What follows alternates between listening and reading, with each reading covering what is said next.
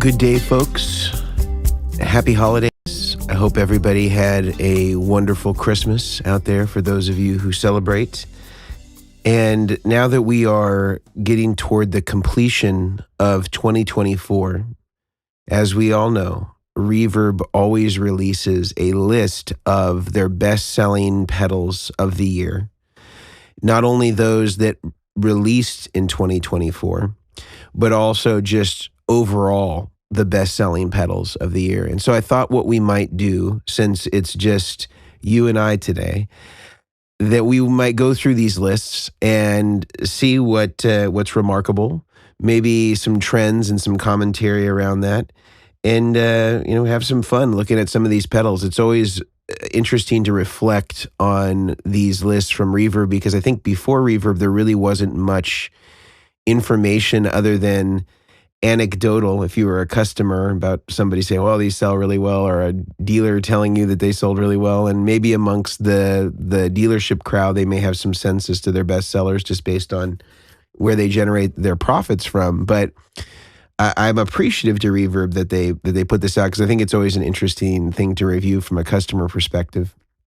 I think the caveat that I've named in the past when we've done these sorts of videos is that this is one snapshot of the industry, and it tends to break toward companies that do a lot of business on Reverb. And what I mean by that is, for example, there are companies such as Strymon, which forbid any of their dealers selling on Reverb. And so there will be omissions of major brands from this list by way of the fact that they don't allow their dealerships to sell on Reverb. And so this is just something to be known. And then there are also companies that, make it difficult for people to sell on Reverb. And, there's different reasons for that. I think some of it has to do with trying to maintain what's called MAP pricing, the minimum advertised price, in trying to ensure adherence to that. And so some brands know that on Reverb, with the making an offer thing, that they'll end up selling pedals for under what the kind of suggested MAP, minimum advertised price, might be. And so I think that one way to sort of defend against the likelihood of that to happen, that they try to forbid, third-party sites from selling it, even if it's from a dealer selling on Reverb or eBay, etc. These would all be forbidden. And we're kind of somewhere in the middle of that. I think we discourage people from doing that, because it just, when you see a product on there's so much volume of it, let's say a new product, it's hard for a customer to decide who to buy from, because let's say if you're looking for a Keeley blues disorder, there could be 50 identical listings with the same product photos, et cetera. Maybe some of them are slightly different, but generally the same product photos. And it's hard to cut through the noise without having some differentiator. And usually that differentiator is price, or maybe some sort of bundling where you see not only the blues disorder, but you see 5 patch cables and a 9-volt power supply and some Dunlop picks or something like that. And so there's always these incentives that dealers attempt to finagle in order to sell the product. And I understand, I'm not blaming them for this, but I just want that to be clear, that this is offering sort of a very and a much more narrow snapshot of the industry than probably the entire industry. If somebody like Sweetwater came out with it, it might be a good cross-section to sort of look at where the two might overlap in the Venn diagram. And I would also admit Sweetwater doesn't carry everybody either. So there are things in there that, I think we can account for, but I think it's still a good jumping off point, and I think certainly worthwhile to review. So I'll just say that to begin. So let's look at best-selling pedals released this year in 2024. And so alongside me, we'll have, it'll be one of these sides, we'll have my phone in a screen record mode, so you'll be able to kind of see the same thing that I'm seeing as I see it. Number one was the IK Media ToneX One. I think that this hit the mark on a lot of things, and I even mentioned this in a previous podcast where I talked about companies that I thought kind of won 2024 as far as like having a really great strategy, coming out with a great product. And I think that they did something really interesting here where they made something super compact, which is always a win for guitar players. I think they came out with something that was super affordable, also a win for guitar players. And I think also, it sounds good. Like you can get some great sounds out of this. And I know that there, were some videos like by Rhett Shull and things like that that talked about things that didn't work for him about it. But to IK Multimedia's credit, they reached out to him and they are committed to making their product as good as it can be. And to me, that's really refreshing from a manufacturer standpoint and from a customer standpoint, is that they care about the product. They want to know how to make it better, and they don't just go into a sort of damage control or defensive mode where they try to defend their position and their product. Like, they genuinely want to know what's better. And I think that that's really great. That's really refreshing. So congrats to them, man. Number one, that it makes sense. That lines up for me. Hologram Electronics Chroma console. I think that a lot of these are sold through Reverb to begin with, so I'm sure that helps them. I don't know in terms of volume how many of these sell. I don't know. Maybe it is thousands. I can't speak to that. I wouldn't have guessed that, but this one seems like it's a pretty niche thing. I know a lot of people that are into kind of those more, kind of textural things, really are into their like the hologram electronics or electronics products in general. And they're way cool. I mean, I think Rhett really digs them. I know a great artist here in the Bay Area that I'm friends with. His name is Christian Curia. If you haven't checked out his music, my God, he is voice of an angel. Beautiful R&B voice, guitar chops, kind of in the John Mayer realm, yeah, I don't know that he's that big in the U.S., but like in Asia, like in Korea, he's huge. And I think on Spotify, he's got like, I don't know, some of his songs have like 80 million plays or something like that, but like nobody knows him here, so you can go and have breakfast and nobody bothers him. But he's young. He's probably like, I don't know, mid-20s, late 20s, I don't know, but he's... Check him out. Christian Curia, amazing. He uses a lot of their stuff and uses them in his albums to kind of get some interesting textures. So that was number 2. Number 3, Earthquaker Devices Dirt Transmitter Fuzz Driver Legacy Reissue. I don't even know what this is, but apparently it's cool. And then 4, the Blumes Low Signal Shredder. So 2 in a row on them. So I guess good on them for having stuff that's real popular on Reverb. I haven't heard of either of these, but I mean, I believe the list, but I've never heard of these. The Keeley Muse driver, Andy Timmons Overdrive. This is a cool pedal. Robert had sent me one of these to check out, and I know that there was some difficulty with this particular product, which I'm glad that it made it to this list, because this is not from Robert. I think this is just from like Reddit and internet buzz, that it was originally released as the Muse driver, and then they had to change it to, I forget what the name is that they had to pivot to. But that's a real pain in the butt from a manufacturer standpoint. They released a pedal, they did all the media for it, the videos, etc., all the product photos, the launches. They go to Sweetwater, they do the presentations, they do the product videos. And then somebody says you can't use that name and probably threatens them with legal action. Again, this is not from Robert. This is just internet chatter. I don't know if this is true. And then they have to reissue basically the same pedal with a new name. And I forget what the pivot name was, but I think it was the Muse driver, like inspiration, and it's a pivot from the blues driver, basically, a couple letters different, but certainly rhymes with blues. And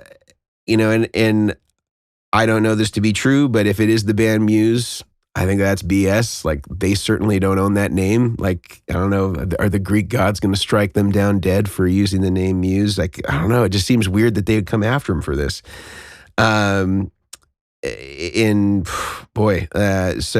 that was just, it's disappointing if that's true, because I feel like this is not, I don't think that this is any confusion, especially since it has Andy Timmons' name associated with it.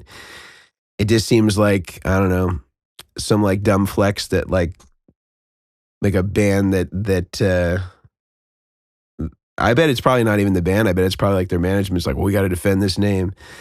But if that's true, man, I think that's BS, and I'd say shame on Muse if that's true. But I think they had to change the name, and they had to pull all those products or probably rehouse them, and that's hugely expensive. Anytime you're doing rework, it's just like, you know, to give you a sense, like let's say the product, I don't know how much it cost for Robert Keeley. Let's say it cost him $80 to make. If he has to get it back and rehouse it and rebox it and reserialize it, even if it's the same circuit board, like he's making zero money. Like all of his margin is gone, because by the time he gets it shipped back, the labor to move everything over, and labor is the most expensive part of making a pedal, and then having to rebox it, reserialize it, and then ship it back to the dealer, there's no margin. So on anything that was still out there or that he had to recall, and I don't know, again, the circumstances of this, for that to end up number 5, I mean, I'm glad, because it's a good pedal. It sounds great. I have an old Keeley modded blues driver that I love.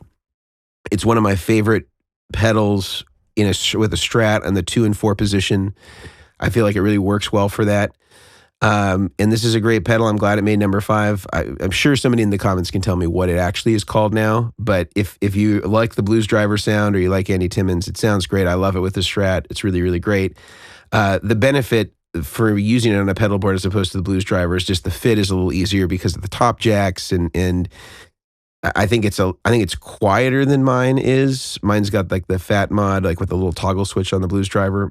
So I think that if I were to put a blues driver on a board, I'd probably use the Keeley, especially if I'm crunched for space, because those top jacks just take up so much less space than the side jacks plus the width of a Boss pedal. That was a long one for 5. Sorry. Let's go to 6. Randy Rhoades, Distortion Plus. I have to admit it. This looked cool. I think Randy Rhoades is amazing. You know, and a little guy but huge tone, and you know that Les Paul Custom probably weighed as much as he did. But I never played this. I like the Distortion Plus, but it looked real cool. You know, it had all the Randy Rhoades sort of appointments. I know they did kind of like a cool little release around it. I don't know. I mean, it's not that I'm seeing a ton of them on pedal boards, but again, I believe the list. Next is the Line 6 Pod Express. I don't know that I'd see a lot of those in my world anyway, but I believe it. JHS Hard Drive. I mean, I think pretty much anything that he comes out with is going to make a list like this. I'm kind of surprised that some of the other devices didn't make it that he released, like the delays and that sort of stuff. I'm trying to think what else he came out with this year. I know he came out with some delays. I know he came out with the Larry Basilio pedal, but that might have been like too recent toward the end of the year to make that list. But all those campaigns are always so well done. It seems like he'd be a pretty easy shoe-in for all this. The MXR Joshua Ambient Echo number 9. I guess that's kind of like their take on a Memory Man. Mark Lettieri was using one in the interview that we did with him, but all right, little microphone mishap there. So back to the Joshua Ambient Echo number 9. Seems like, again, this was on Mark Lettieri's board, kind of, I think, you know, Joshua Tree, U2, Memory Man type thing. I'm not sure whether this is analog or digital. I'm presuming it's digital. But great to see that a delay in that form factor for MXR can still make the top 10. I think it's the first delay pedal on the list. And then number 10 is Strymon. And I'm wondering about, as I wrote earlier, I wonder how that becomes number 10 because of their embargo on, I don't know if used pedals factor in. I know this kind of like undoes the thing that I said earlier. Or if maybe internationally they allow it, I'm not sure. But my understanding, because I get some of their like dealer emails, not because I'm a dealer of Strymon stuff, but because I've been able to like purchase some of their stuff as a dealer when I was building pedal boards more regularly, and I'm still, I guess, on their list. And so I always see in their releases, you know, or the pre-releases that they send to dealers about, you know, what's allowed, what's not allowed. There's always like a reminder about the fact that they don't want you to be listing this stuff on third-party sites. But I don't know, maybe that's changed, or maybe there's some other way that people are getting to it. I'm not sure. Wampler Ego 76 compressor, so kind of his take on the 1176 is on there. He's kind of the king of compressors, I think. Another Earthquaker Devices on there. Time Shadow 2, I have no idea what that is. 13 Germanium Tumnus Deluxe. Wampler's definitely did well this year with those two being on there, kind of just one after the other. Tumnus is just a great Klon pedal. I don't know if the Deluxe is just the fact that it's the germanium diode. I've said this before, and in Klon people, pardon me, come at me on this. I don't think that germanium diode means anything. And if you can make a technical argument, now listen to me carefully, technical argument as to why, I would love to hear it, because I think that it is only attributed to leakage. And even if you put two Klons next to each other, with the special germanium diode, some of them are just going to sound different than the others. There's tolerances, and I think that when people are doing honest appraisals of these sorts of things, the germanium diode I know has been identified as sort of being one of the X factors. I don't think that it matters that much. I think that it is the circuit as a whole is more important than the individual part on this particular thing. But make an argument. Come at me on that one. Next one, 14 Walrus Audio Fundamental Ambient Reverb. I think that those are like kind of their budget line. That makes sense. Reverb's exciting. Everybody likes it. And having an inexpensive pedal is a win for guitar players. It's fairly compact win for guitar players there. 15 Electro-Harmonix Lizard King Bass Octave. I think that was the one that they collaborated with JHS on. I'm fairly certain. I didn't know they did a bass version, but very cool. 16 is the Warm Audio Warm Bender and the Fender Hello Kitty Fuzz. I guess they sold the same amount. That Warm Audio Tone Bender, though, looks cool. It looks like they created like a casting that has like the same shape. Yeah, it looks like it's pretty cool. I think you could even switch between the different like Mark 1, Mark 2 versions. J-Rocket Airchild 66. I have not played one of these. I really want to. Chris Van Tassel, if you're listening, I'd love to check it out. Mark Lettieri used this on his board when we were doing an interview with him, and it's kind of like a Fairchild like studio compressor, but in a pedal format, and they use those cool kind of studio knobs on it, and it looks cool. It sounded great. That's cool. I'm glad that we're seeing some compressors on here. 18 Friedman IRD dual tube preamp. This I think is a really cool idea, and I think we're going to see a lot more of this sort of thing going forward, where Dave Friedman has in essence created a preamp pedal that uses real tubes and then uses like impulse responses for some of the speaker emulations and power amp stuff, but the front end is all tube and it's got an effects loop in it. And I think they did a Keeley one as well, which looks really cool. And these are kind of more in the Marshall category, which is kind of what he's been known for, sort of typecast as. I know that Dave would say that he knows and does more than just that stuff, but that's kind of just become his thing. As I've said, once you play Batman, it's hard to, do any other role. And I think that's what's happened to him, but nonetheless makes great stuff in that category. So that's cool. 19 Warm Audio Ringer Bringer. I don't know what that is. Is that like a ring modulator thing? But Warm Audio seems to be killing it here. They got a lot on this list as far as pedals are concerned. I'm kind of surprised their Klon one isn't on here, but maybe that was already released the previous year. Line 6 Pod Express Bass. I guess it's just the little one. The Keeley Blues Disorder. I mentioned that earlier. That's actually a cool pedal. That's like a blues breaker pedal. He sent me one of those, and I think that they're really cool. I like that. The Origin Effects Cali 76 FET compressor, edged out by the Wampler as a 1176 style. Nonetheless, Origin Effects, I think, is pretty well known for making these 1176 studio style compressor pedals, among other things. I think that's not a surprise. Diamond Vibrato V2. I love the Diamond Vibrato. I'm glad they made it smaller. I haven't played this one, but if it's anything like the original, amazing. MXR M307 Layers. I think is that like a delay or a reverb thing? I think is what it is. 25 Keeley Octasci Transfiguring Fuzz. It's nothing I'd ever use, but it looks incredibly cool. Robert Keeley, again, just cleaning up on this list. 26, the Boss VE22 vocal performer.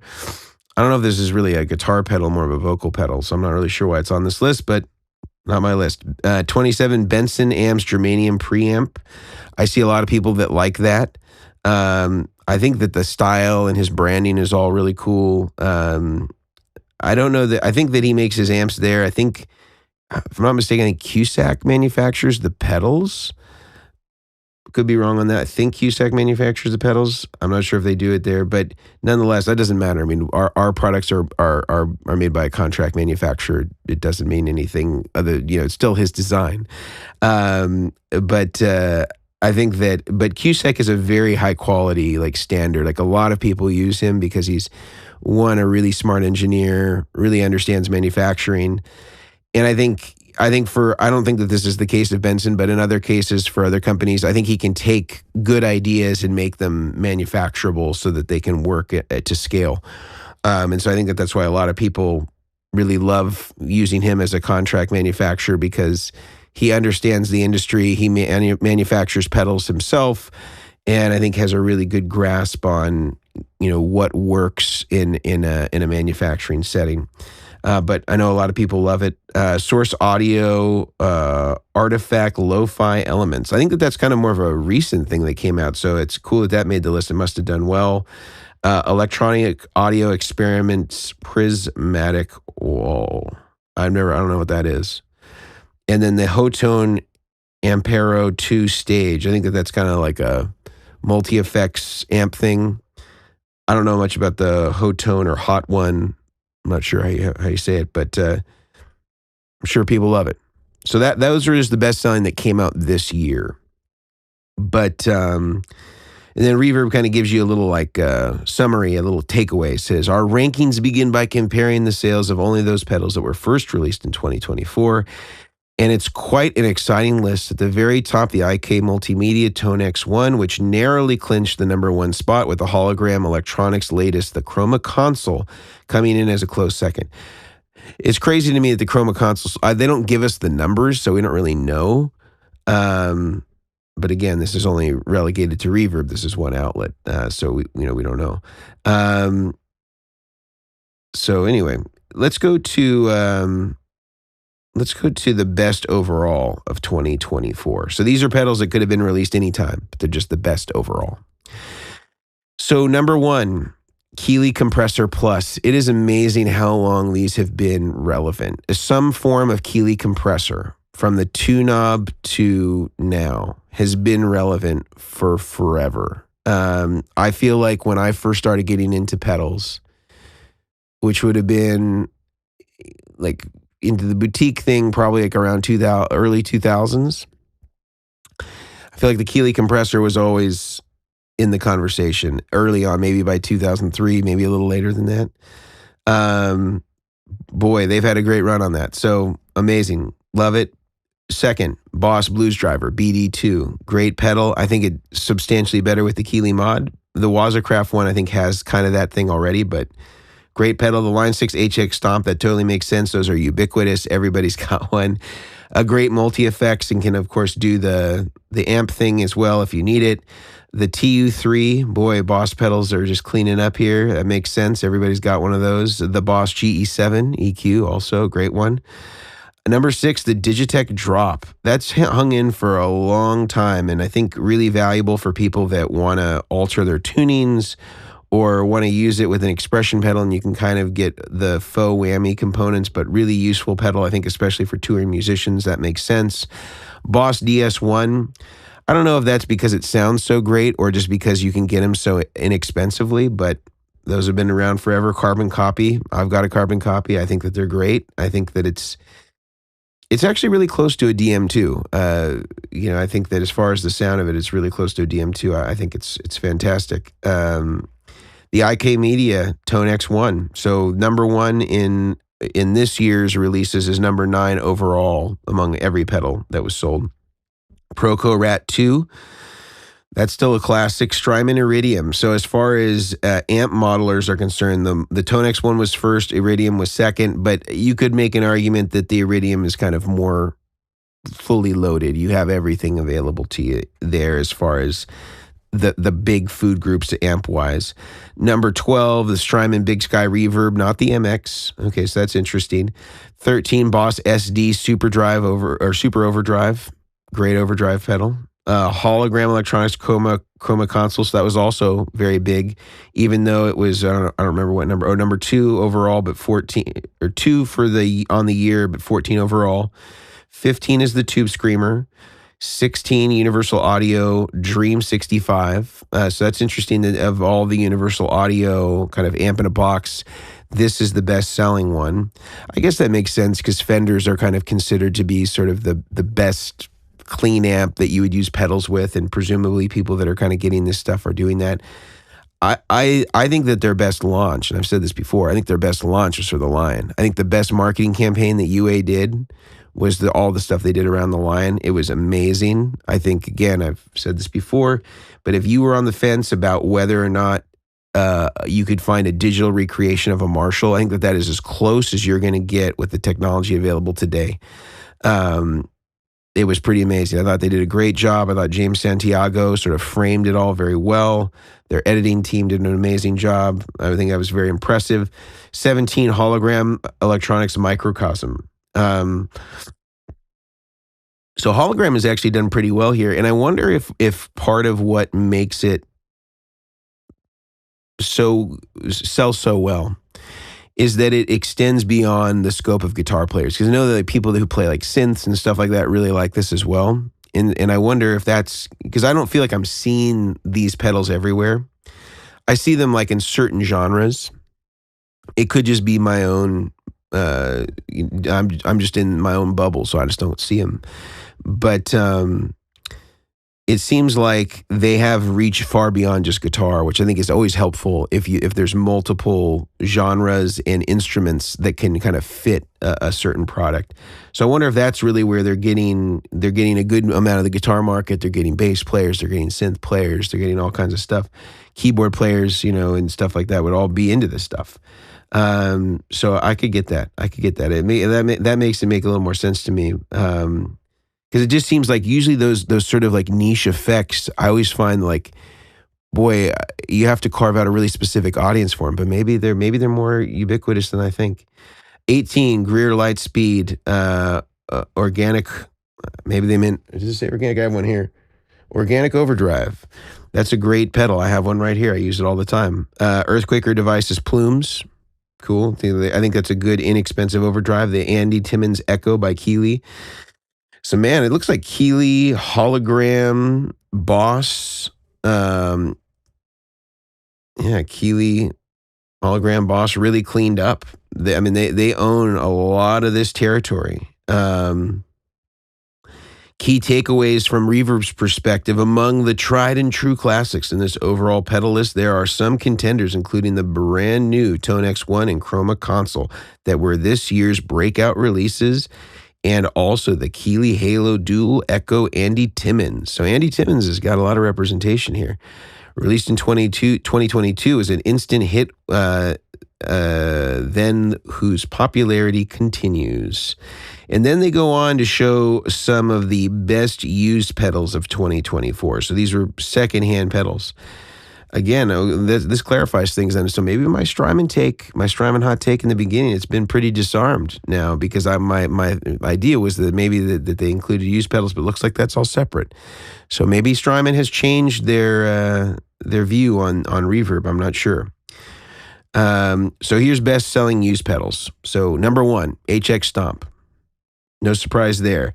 Tied for number 2 is the Boss Blues Driver and the MXR Carbon Copy. Again, no surprise there. 3, Strymon Iridium.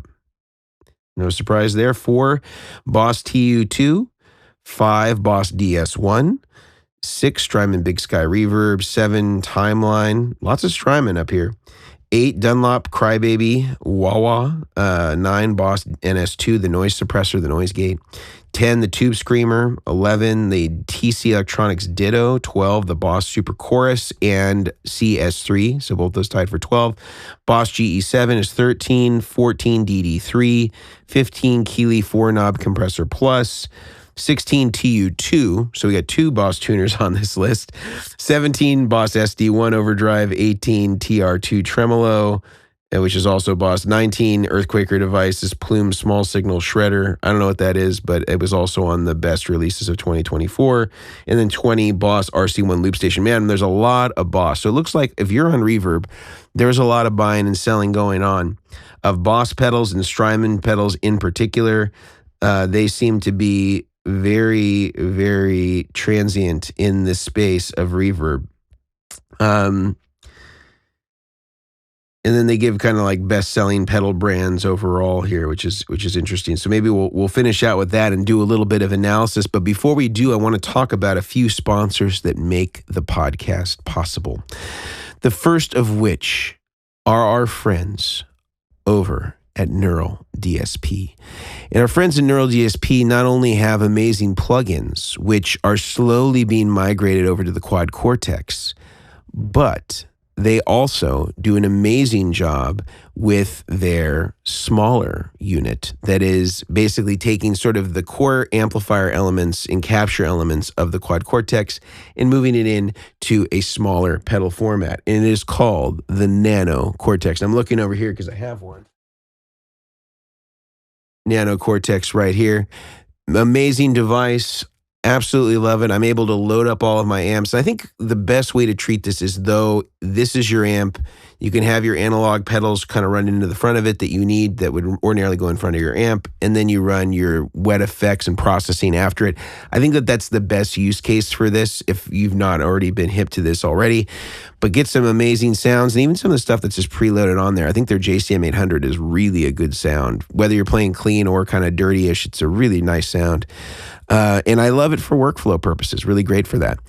In any case, they have a special discount code for our listeners to get you 30% off any of their plugins of your desire. And I will have that code listed for you on screen right here and in the show notes so that you can get that special discount wherever you would like to use it in terms of their plugins. And if there's anything plugin-wise that is less than 90 days old, you won't be able to redeem this. But as soon as it hits a 90-day mark, then you will be able to redeem this code and get 30% off. Think of it as 70% away from free. Great stuff over there at Neural DSP. Their new Chorus is just another update. They've got some really cool stuff. I saw that they just released a new Rabia plugin, which looks really cool. Not necessarily my style, but he does get great tones, so I'm appreciative of that nonetheless. Also, among our sponsors, I'd like to talk about our friends over at the Guitar Sanctuary. Now, this is one of Dallas-Fort Worth area's premier guitar dealerships. And not only do they have guitars, they have pedals, they have amps, they have all the stuff that you might want from boutique to kind of mainstream brands. Absolutely amazing. Check out their website, guitarsanctuary.com, or head over to McKinney, Texas, and you can see them in person, doing their thing, asking them the questions that you have about the gear, whatever it is that you want. They're going to be able to answer that for you. And it used to be the former workplace of the great Brian Omilion before he branched off to go solo.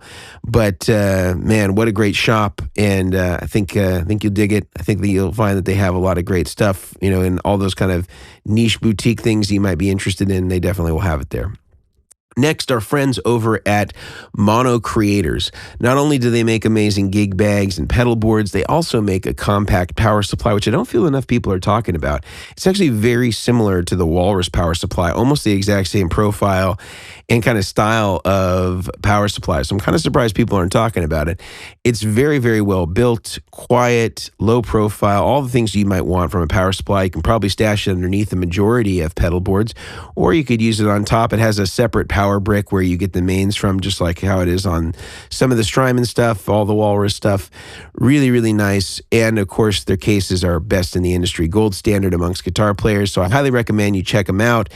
Use the coupon code Chairmen, CHAIRMEN, and get 10% off anything on the Mono Creators website. We'll have all that listed in the show notes and right here on screen.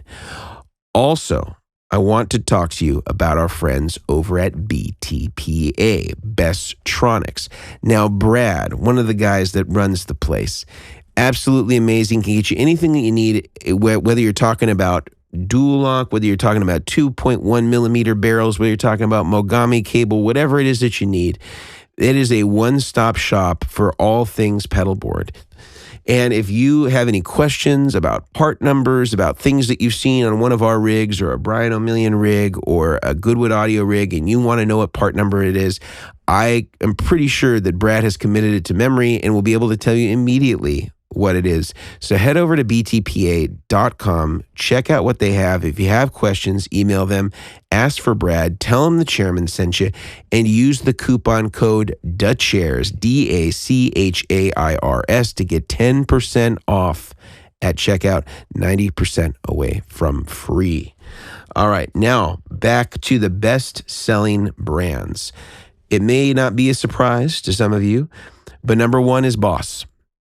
Boss is the number one selling brand of the year. No surprise there. I mean, probably the most pervasive pedal brand you see. Everybody's got at least one Boss pedal on their pedal board. I think on this one right here I'm looking at, I have three. I have a Tremolo TR2, I got a VB2, and I have a GE7. The GE7 is XTS modded, and so is the Tremolo, the TR2. And then the VB2 is just an old one. Three of them on there. So everybody's got at least one. 2 Electro Harmonics. 3 MXR. 4 TC Electronic. 5 JHS. So, I mean, as far as like smaller boutique companies, I mean, all of these are like monoliths, because MXR is like Dunlop. Boutique companies, JHS is 5, 6 Strymon, 7 Earthquaker, 8 Keeley, 9 Walrus. All this makes sense to me so far. 10 Digitech, 11 Dunlop, but Dunlop is MXR, so you really, I think you could kind of put those together. 12 Line 6, 13 Ibanez, 14 Wampler, 15 Universal Audio, 16 Catlin Bread, 17 Chase Bliss, 18 Full Tone. That surprises me because they've taken a lot of heat recently, and I don't really feel like I see them around that often. But best selling, I don't know if they indicate whether that is new or used or just overall. 19 Exotic, 20 DOD. That surprised me too, because I don't really feel like I'm seeing a lot of DOD pedals that are coming out new, but maybe I'm just missing the boat there. So super interesting. I feel like this is a super interesting thing that we're seeing here with all of these brands. And man, I guess there's not too many surprises. There's the only surprise to me, and again, I take full responsibility. This could just be the bubble that I live in. I just don't feel like I see a lot of the hologram stuff that, like, at the level that I see ToneX Ones. And to say that it narrowly beat it out. Now again, Reverb says that this is just according to what's selling there. And Reverb is by no means a small marketplace. I think it's a good representation of a part of the marketplace, for sure.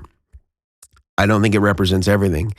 Again, I think it'd be really interesting if you started to see like a Sweetwater come out with a list like this.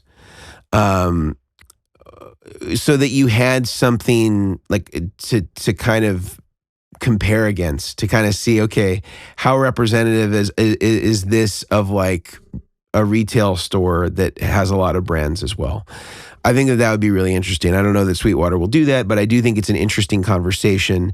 I know that they did give Josh Scott some access to this information, because I think he released a video a couple of years ago where he basically said that Behringer was their best-selling pedal, or best-selling pedal brand. I think it was like the Fuzz or Distortion or something like that was the number one selling pedal.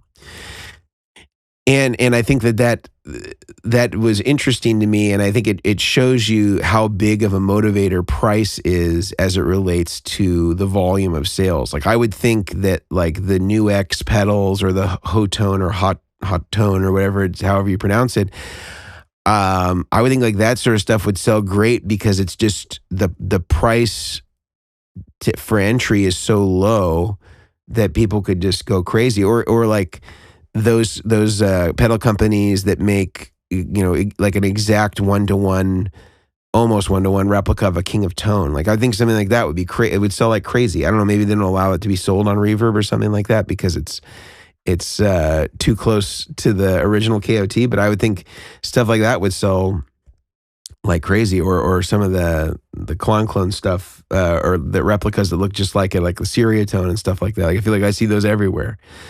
But maybe they don't sell that stuff on Reverb, or I don't know the reason. But I'm curious if any of this stuff surprised you. None of it really surprised me, other than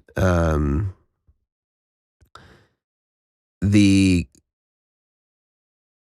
hologram stuff. I think that was the only one that was surprising me. Everything else seemed to make sense, or kind of added up for what I see. You know, I feel like I'm not in the Earthquake or Devices conversation, but I know that they're, you know, I know they sell a lot of pedals. I know they do a lot of business. So that really makes sense to me that they'd be there. But I don't know, maybe these Chroma consoles and stuff like that, maybe again, that there's so much overlap in other instruments that that they're getting customers that are from all over the place and not just in the guitar world. But yeah, and it makes sense. Yeah, Boss is at the top of the heap, and ironically, like Boss, Electro-Harmonix, MXR, TC Electronics, like the top four, those are all like long-lived legacy companies that have been around forever, you know, since the 70s on all these. So it's kind of interesting that these companies that have been around forever are the ones that are in kind of that top four spot. And then, you know, congrats to JHS, Strymon, you know, Earthquaker, Keeley, Walrus, Digitech for kind of following up, you know, behind those. And it's kind of cool to see some of these more boutique shops that are in that conversation. So that's really cool. But yeah, I think these lists are always fun. I'm sorry that we can't be conversing with Grant and Brian to kind of get their takes on some of this stuff, but they may have their fingers on the pulse of this a little better than I do, because they're building so many rigs and they're getting to kind of see these sorts of pedals kind of come through. But I'm really curious if there's stuff that was surprised you that it wasn't on the list. I'm trying to think if there's any like surprises to me that weren't on that list. Yeah, I don't know. You know what? One that kind of surprised me that was on that list. I feel like I see a lot of jam pedals hanging around.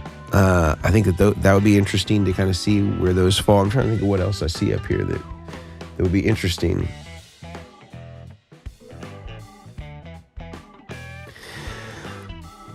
Yeah, I don't know. Or like some of the Nano Cortex thing, I actually kind of surprised me, or Quad Cortex, but I wonder if those are sort of embargoed too. Like maybe people can't sell those on Reverb. That kind of surprised me that it's not there. But maybe it's, you know, the price of admission is high, and so they kind of fall outside of this list. I think that one thing that's in common with the majority of these is that they're not super high price points. You know, like most of this stuff is, there are exceptions, of course, like the Strymon stuff, but for the majority of them, they're probably under $300 or under $250. Some of them even lower than that. So yeah, there's definitely something to be said about price motivation on some of this stuff as kind of being one of the factors. But man, just like good branding and having great tones. So congrats to all the people that made the list. Again, tell me what you think in the comments.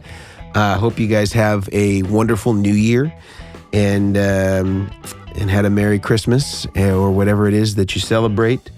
And we will see you next Monday, hopefully with Brian and Grant reunited after a wonderful Christmas and New Year. And we'll see you next year. Take it easy.